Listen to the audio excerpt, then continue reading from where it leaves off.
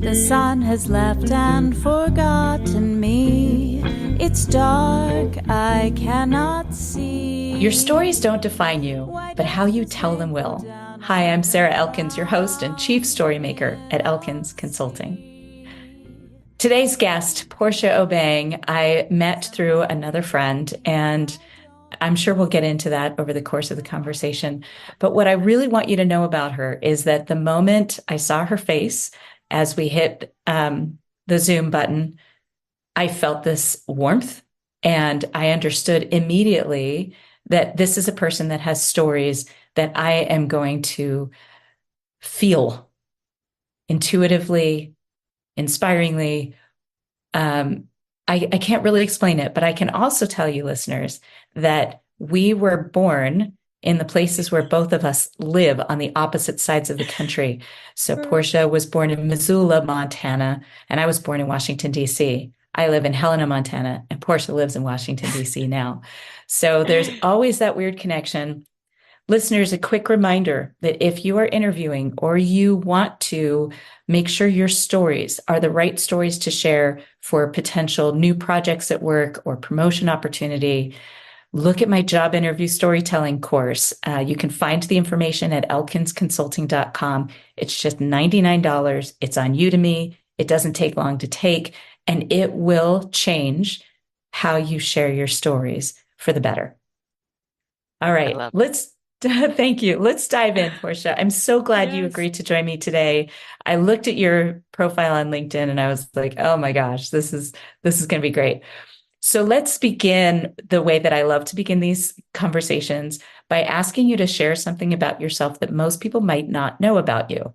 Now, I know you do a lot of podcast interviews, so this might be a little challenging, but I love to ask this question because often it ends up coloring and informing the rest of the conversation, because almost always we can find pieces of it in your current stories.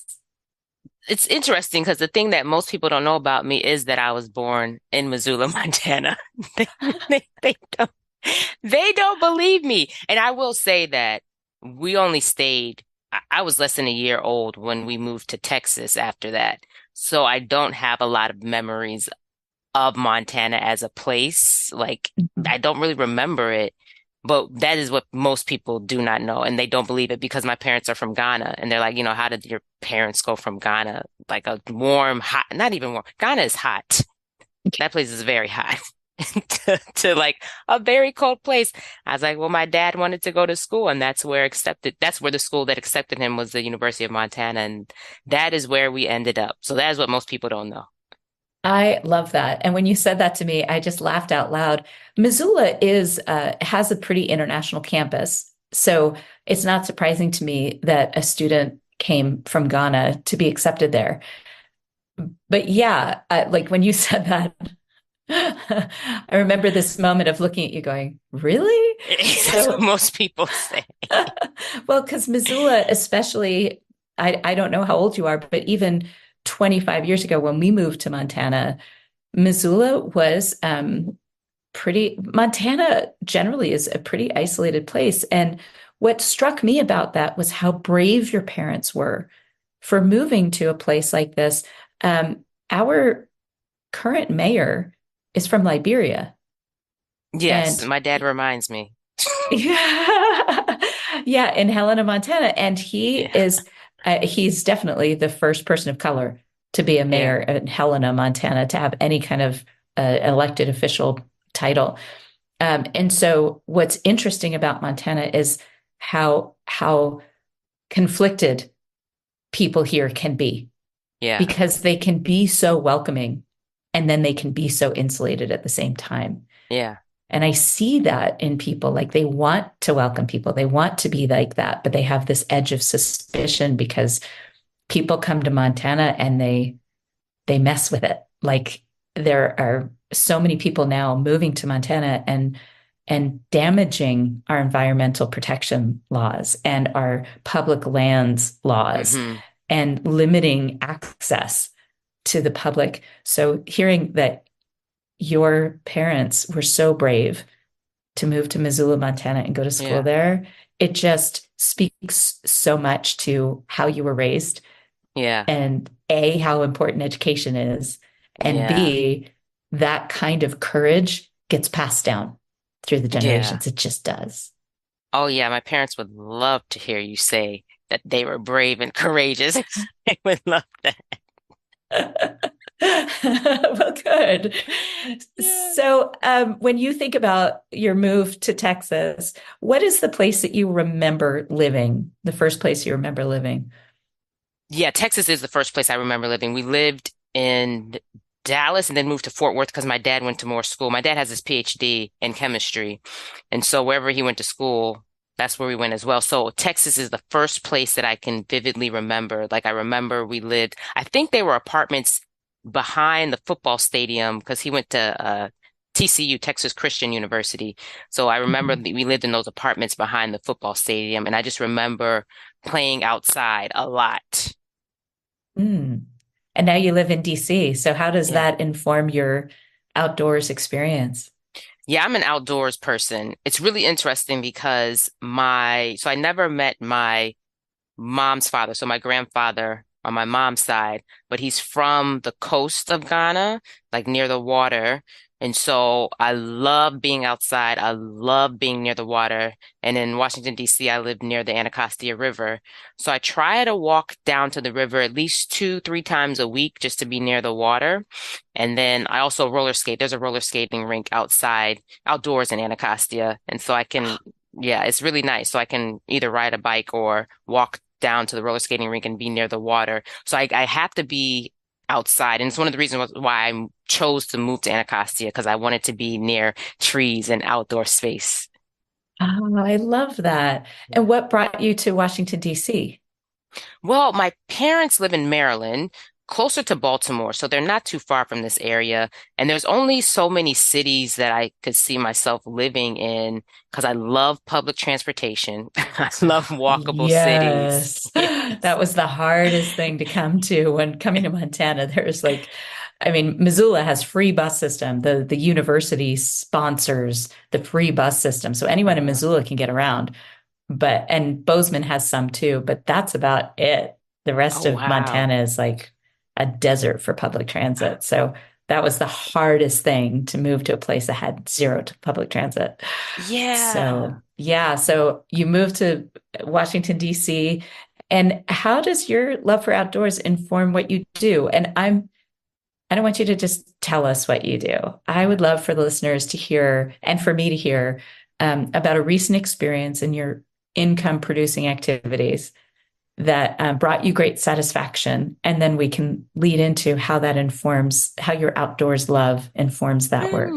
Oh, wow. That's an interesting connection. I'd say in my income generating work, something that was satisfying was I really enjoy teaching as a part of the work that I do. So I really enjoy teaching. And I had this opportunity to teach. It was a very last minute thing. And I was like, I don't know if I should do it. Should I not? But whenever I have that inkling, it's like that feeling that's like, I don't know if I should do it or maybe I should. I usually just go towards I should because there's like that little whisper that's like, oh, just go ahead and do it. And so I went and did the presentation and come to find out the woman who was in charge of the program lives in my neighborhood. And we've lived in the neighborhood for years and never met each other. And I was like, see, it's the thing. You Trust your always, intuition. yeah, you gotta trust your gut. You gotta trust your discernment and go with the thing. Wow. Okay. So what were you teaching? Oh, so I was teaching LinkedIn training to college students, which is always an interesting experience whenever I teach to the college kids. But yes, I was teaching them how to use LinkedIn to start to develop their personal brands so that they can position themselves for career opportunities. I love that. Did you get to do it in person? Yes, it was in person. So I do a lot of webinars, especially during the pandemic. I was doing a lot of Mhm. webinars. So that's also why I wanted to do it because I had the opportunity to do it in person and I'm shifting more into doing in person this year. So I'm getting back to doing that this year. But before this, I hadn't had a lot of opportunities to do in person. So I was excited to do that. Oh, I love that. And I already can kind of see where your outdoors enthusiasm can fit in this because when I did that at Carroll College here in Helena years back. I taught two classes like that as a guest lecturer. And one of the things I was talking to them about was make sure your personality is showing so that the right people are attracted to your profile. Yeah. So how did I know you include that because it's personal brand. Yeah. How do you approach that with students? Yeah, I tell them all the time, especially with young people. And most of the groups that I speak to are either on the employment side or either employee resource groups. So it's already a diverse group of people. Or if I'm speaking to students, it's usually like the Black Student Union or like the Black student groups, or this group that I was speaking to, was mostly Black and Latinx kids. And so the main thing that they struggle with is like showing up authentically in their profile photos. Like you would Right. think, yeah, like you would think like that's the easiest thing, but like they're nervous, like, oh, what should my hair look like? Or like, what are people gonna think? And I tell them, just like you said, you want to have your profile photo be very authentic to yourself because it's gonna weed out the people who don't appreciate who you are. So I tell people all the time, usually when you see me, I have some type of bright colors on, some type of bright lipstick, and that's how I show up in my LinkedIn profile photo because I want people who are attracted to that type of personality or appearance. Those are the people who I want to work with. So the photo is what I tell them the most to focus on. Yeah. Yeah. I think about that a lot. I struggled with that myself years ago, like in 2018, 2019, when I was first shifting from a W-2 job to being self-employed. And I had my photographer come out onto the mountain that I hike on almost every day to take my pictures out on the mountain. One of Yeah. them was with my dog, Yeah. and it ended up Yeah. as my profile picture because I want people to know about me. So when did that happen for you? When did you have that? Oh, I I need to show me. Oh, it's so interesting because I can't remember what job interview it was because I've interviewed for so many jobs in my career. I can't remember what job interview it was, but I went to a job interview and I also like bright nail colors. So I think they were like yellow or neon green or something like that. And one of the women in the interview panel, she was like, "Oh, your nails are really bright." And I was like, "Yeah, they are." And it seemed like she was Insulting like, you. yeah, yeah, like she was like Yeah. bothered by it. And I was like, aha, like that's a good way for me to weed out if a company is good for me or not, is by showing up Yes. exactly like myself in the job interview.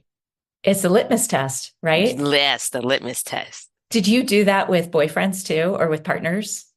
No, because I'm just myself.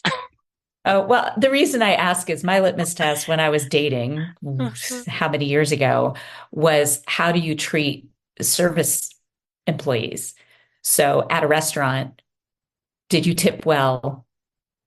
It was like things like that. Did you tip well? Do you care about the right things when we're eating Yeah, together? Are you yeah, talking nicely about people? Because if right. you're bad mouthing your ex, I'm not going to be in touch with you, stuff Yeah, like that. So yeah. did you do that also? And I mean, what was your litmus test when you were Yeah, dating? character is a big thing for me. Usually my litmus test is how agreeable, not agreeable, but I like to keep it very chill, like for a first date, like, and I like to do something that I'm already going to do. So if I'm going to take a walk, like if I'm going to be working somewhere. So I'd say yeah, the litmus test is like how, I don't use the word agreeable because that's not like nice, but like Chill. how, I like your word. You yeah, use chill. How chill yeah, are you? how chill are you to just be like, all right, this is just a chill thing to do, like no pressure. And like, yeah, are you a genuinely kind person? I love Like you said, that. like how does the person Yeah. talk? What do they say? People reveal a lot when they talk. No kidding. Yeah. Yes, they do. And Yes. they reveal a lot through their stories. Which stories are you sharing? Like I mentioned, I'd go on a date and the guy would be talking badly about his ex-girlfriend. Right. And I'd be like, okay, that kind of story. not going to fly with me. What are you going to say about me if we end up in a relationship and break up? Exactly. If you're talking about her like that, it started innocently enough, but something changed. So when you, I'm imagining you sitting in this panel interview and this woman saying something like that, and you going, "Oh, okay. What what did you do with intention next time?" Because I know that, you learn those lessons and you're like, okay, so for my next interview, yeah, a lot of people who are more self-conscious and less conscious of who they are might then change their nail polish, but you didn't do that. So what Oh did you no. do instead? Oh, I doubled down on how Of how course I you did. show up. See, you are your parents' daughter. What did I Yeah. tell you? Okay. Yeah, I'm really my mother's daughter because her and I have very similar energy when it comes to our careers. But yeah, I doubled down. I was like, okay, I have to make sure that my nails are, whatever color I desire. And then if there's like a special event at work, I'm usually wearing a bold lipstick color. So I was like, I should just wear a bold lipstick color to the interview. I usually wear bright colors, so I'm going to wear bright colors as well. And then I paid close attention to what would be the commentary about what I had on. If somebody was like, "Oh, I really like your skirt," or "I really like your dress," I'd be like, "Okay, this seems like a safer place so far, but I still have to do my research." Of course. Of course. hmm So tell me about a time where you got offered the job and you were like, yeah, I already knew that this was a good fit. Well, it was one of my jobs, maybe two jobs ago. I think, yeah, 2 jobs ago. I knew it was a good fit mostly because of the person who would be my boss. When I walked in, I was like, oh, he's relaxed, he's laid back. And I also got the sense that he hired people who were really good at what they were good at so that he could do more coaching and mentoring. And Wow. yeah, I just talked about him on another podcast recently. I got to send both of them to him. But yeah, he was Yes. one of my favorite bosses ever because I just saw how he really trusted people to be experts at what they were experts at and do what they wanted to do. So just his energy, yeah, feeling his energy during the interview, I was like, okay, this is going to be a good place. But unfortunately, he wasn't my boss anymore. About maybe Oh, I think it was like 2.5 years in. So of course, I left the new boss. I didn't get along with her, so of course I left. But yeah, oh my gosh. Listeners, if you are on an interview panel, listen to what Portia is saying right here. What energy do you want to give to your interviewee? I mean, mm, seriously, think about that because if you are on a panel, who else is on that panel with you and how are they representing your organization? What yeah, kind of people do you want to attract into your organization? Do you want people who are fake because they feel like they have to be a chameleon in order to fit into your organization, in order to belong there? I mean, right, what energy do you want when a person walks in to be interviewed at your organization? How do you want them to feel? Oh my yeah. gosh, that just like set off some flags for me. Yeah, I wish more companies would pay attention to that because there's a lot of great talent. When I think about how much money as a business owner I've already made and how that talent was not applied to like my most recent job, it's just, it's like such a disconnect. It's like they don't realize that you have this great, amazing talent and it has a lot to do with the energy, like the type of people you want to attract. Right. And what a waste. I mean, you think about the cost of recruitment, the Right, the amount of time you spend in recruitment. right, I'm not even talking direct cost of right, lost time, lost productivity from not having somebody in the role that you need. And then you're also talking about how many people are spending time putting together the job description, making sure the job postings are accurate, the right, marketing and promotion cost, or even a recruiter, if you're going through recruitment, like right. the cost is extraordinary. It can be up to 40 or 50% of the annual wage you're going to pay that person.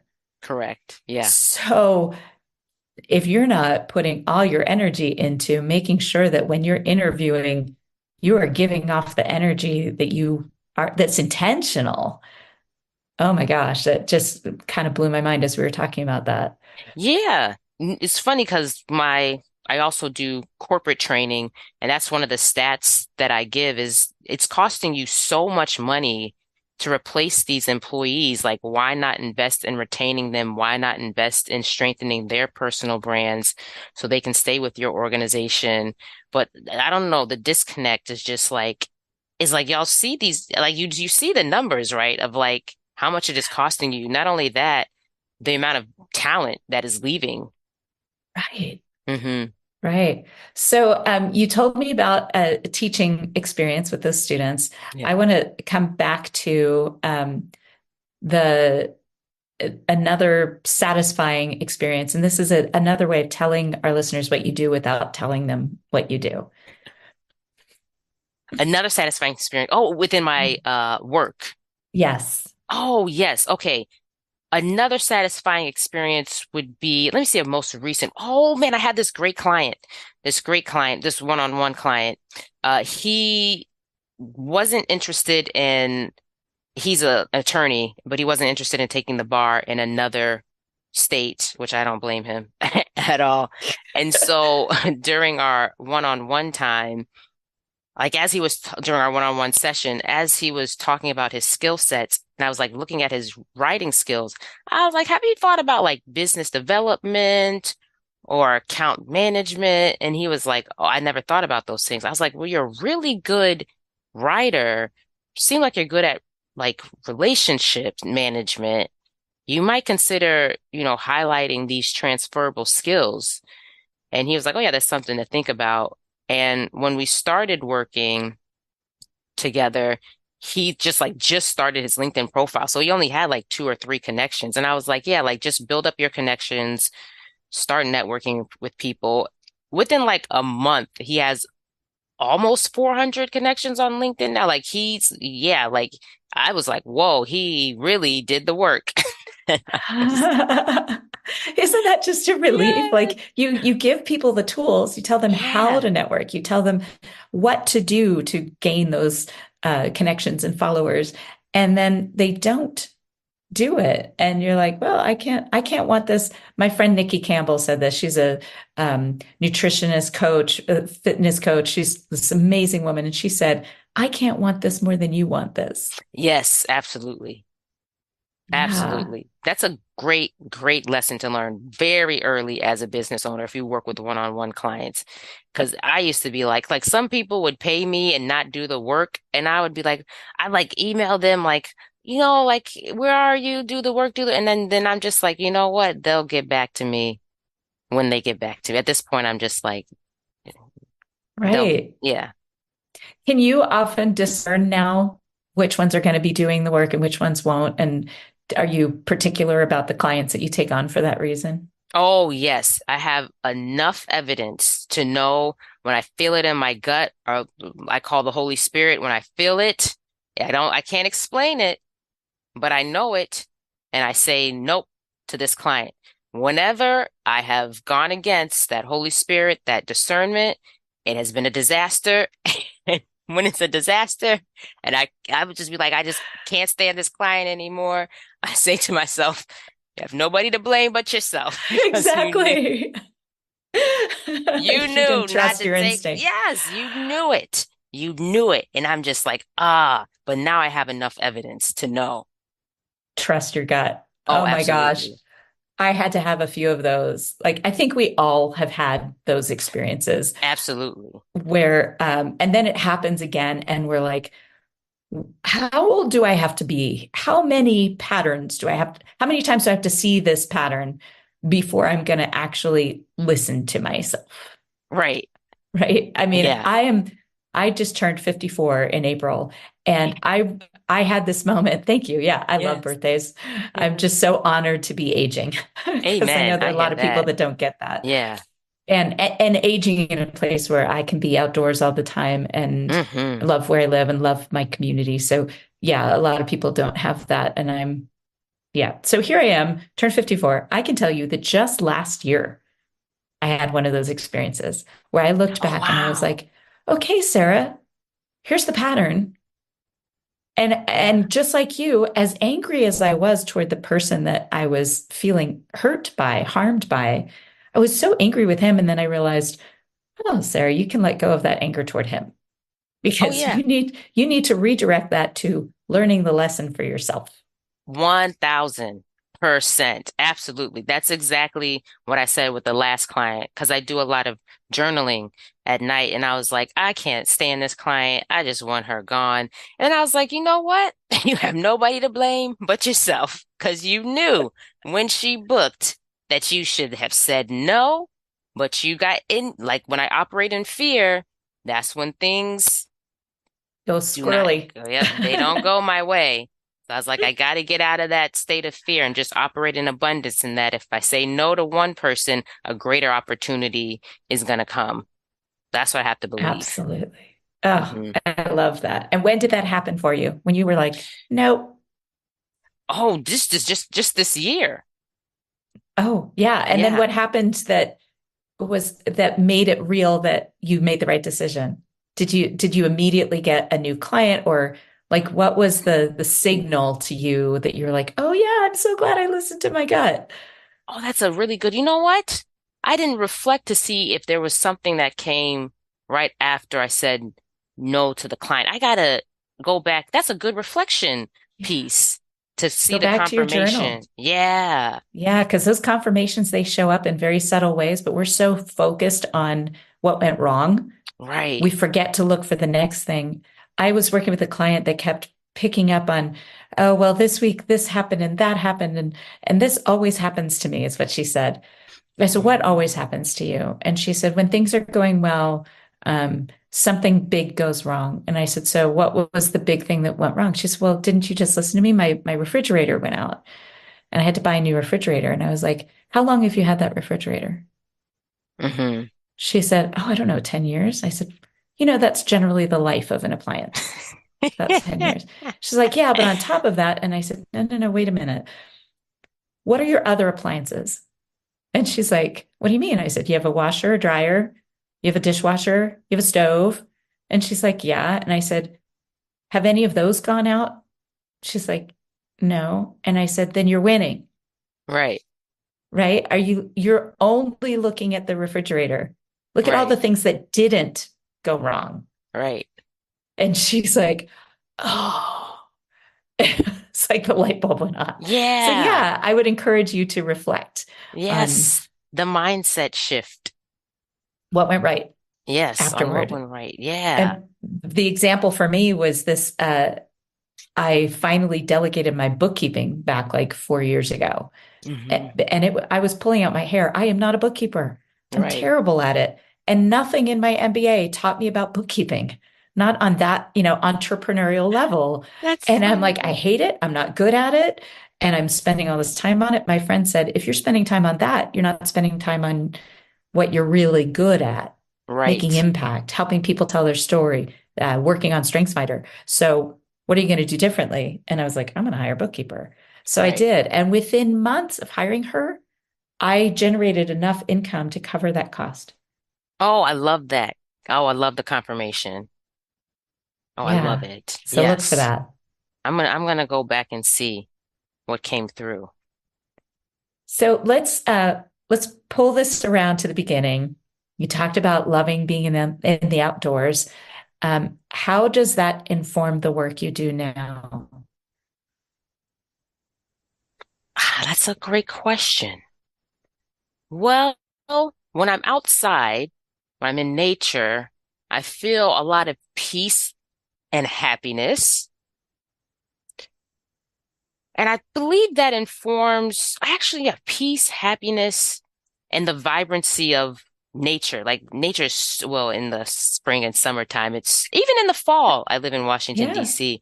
It's so vibrant and beautiful. And I think that's like what I try to bring to people when I work with them. I'm thinking particularly about my corporate trainings is how, people will say it's like very energizing. They feel happy. And I think I like to bring those feelings that I feel when I'm outdoors into bringing those feelings to when I'm working with people. I love it. The Hmm. other thing that popped into my head is that you encourage people to be who they are and that Hmm. and to attract that kind of client or job, because I know that that's a lot of what you do is helping people perfect their job search by Yeah. improving their personal brand, setting an Yeah. intentional brand, and Right. setting that up on LinkedIn. So, um, what I heard in the very beginning was that by being yourself, by telling people those parts of you, exposing those parts of you, you're encouraging others to do it. You're modeling it every day. Yeah, that's very true. That is very true. I love Yeah, that. me too. Yeah, no, I love that because yeah, I think about I always tell people like when you're nervous or to do something in your career, in your business, I always tell them to think about the person coming after you who needs to see you doing the thing that they want to do so that it gives them the courage to move forward. So I always say, do it for the person coming after you. So when you said that, it's like, yeah, like I have to do it for the people coming after me. Yeah, Yeah. that's a perfect bit of insight right there. Yeah. Because so many of us are in it as um, a part of our service, right? To the Mm. community, to the people around us, Hmm. to the people who need to hear our messages. Hmm. It's not super self-focused in most cases. Yeah, I agree. Oh, I love that. Hmm. So, as you think about the listeners of this podcast episode, what would you want them to know about you and your work that serves them? Who are you looking for and how do you serve them?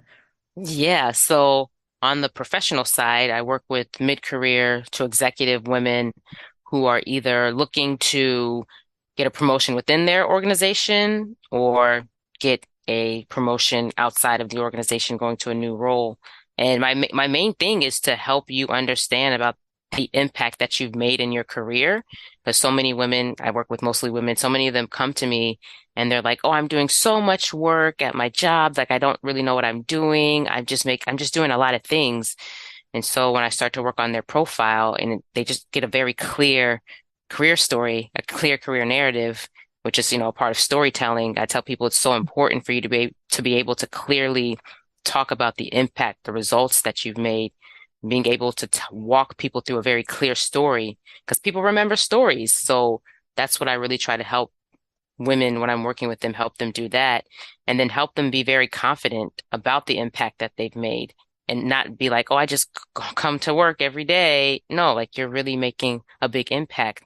So that's on the one-on-one side. And then when I work with corporations, I like for employees to understand that they have a lot more impact and power when it comes to influencing how their company is viewed online or even offline because I've had people where I've come in and done these presentations, these LinkedIn trainings for them, and like people have seen the training and they're like, okay, they want to work with me one on one, and they've been able to build this personal brand that's so impactful for the company where now they're being invited to speak on panels, to speak at conferences, to do podcast interviews. And it's such a great reflection on the company as being a safe space for people to come and work and own their personal Yes. brands. Yeah.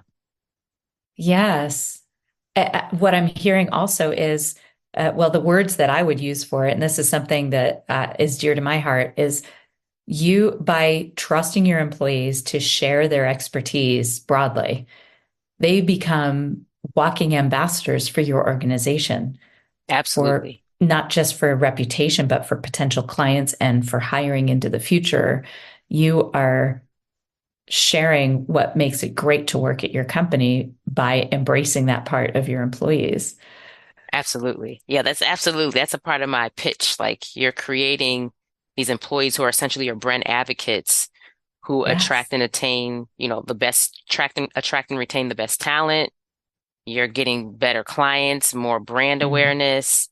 It's a win-win in my opinion. Totally agree. Totally Yeah. agree. And it comes back down to the beginning of the conversation of this Yeah. aspect of the conversation, which is when you are hiring, when you are recruiting, what do you want your recruits to experience Right. when they walk in the door, when they get on that Zoom call? What energy do you want to be giving off? It's the same as if you're dating.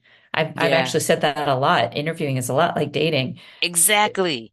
So Exactly. Yes. what do you want people to know about you?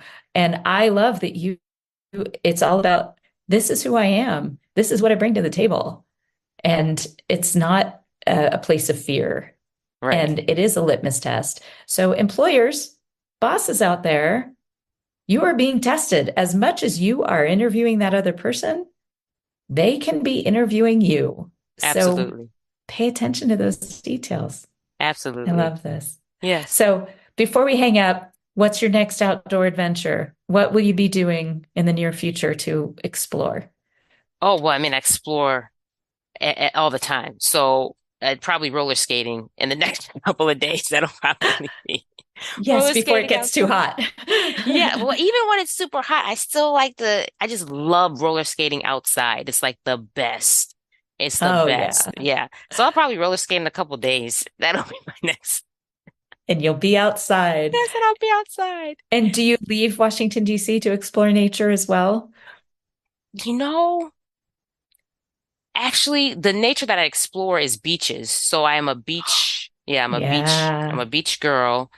So I won't, unless I go to Ghana soon. I don't know the next time I'll go to maybe I'll go to a local beach, but I prefer the Caribbean beaches.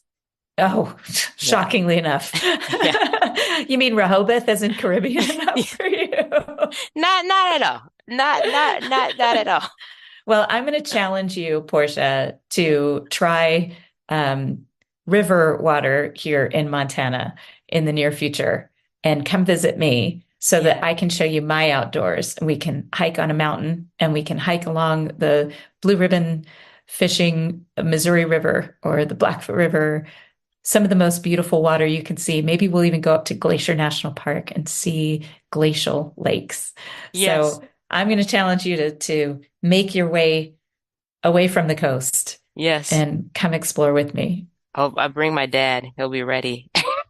Yes, he will. He'll so badly want to get back to that cold, Oh right? my No, gosh. I would recommend the fall before it gets cold again. Yes. But Portia, this has been such a pleasure. Thank you Yes, for thank taking the you. time to chat with me. Of course. Thank you for having me. I really appreciate it so much. Listeners, now it's your turn. What are you going to be doing differently now that you've heard this conversation? Are you thinking about what it feels like to be welcomed into your home or your office space or your business? How do you want people to feel when they walk into your office or your home or your business? It's not just the location. What energy are you giving out? Are you, as a person, sensing judgment when they walk in, or are they sensing belonging? How do you want this to look? Because your personal brand is what people are experiencing of you. It's not what you think you're putting out there. Mhm. So if you need to, ask some friends, ask people that you trust. What is my personal brand? And I highly recommend you get in touch with Portia Obeng. All of her links are in the show notes associated with this podcast. And please send a message, connect with her, let her know you heard her on Your Stories Don't Define You. How you tell them will. Smile, what's the use of crying? You'll find that life is still worthwhile if you just smile.